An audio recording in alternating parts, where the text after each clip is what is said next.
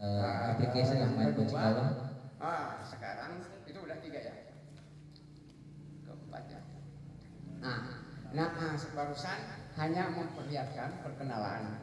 Ketika nanti sekarang ada sesi masih dalam perkenalan, namanya kena rasa. Kena rasa tentu barusan hanya udah dilihat, hanya artinya peserta hanya lihat.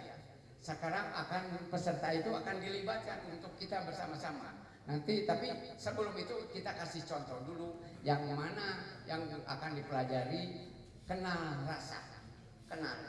This is one of the technique in mind coaching to know the rasa or the sensitivity training in Cikal. This will be shown by sama Kang Andi. Ya, boleh. Kang ya sama Kang Andi. Ya, 2 pasang juga boleh. 2 pasang.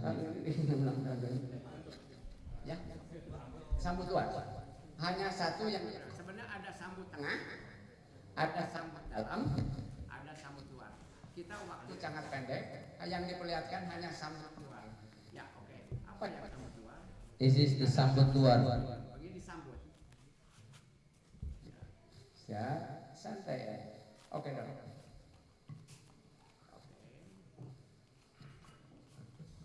Belok lagi. Dalam rasa ini rasa mulai. Ya, sekali lagi dong. This one of the way to train sensitivity. Diubahkan.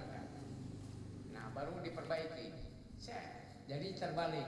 Yang rasanya enak, yang sebelah kanan, yang sebelah kiri yang repot. Perbaiki. Nah,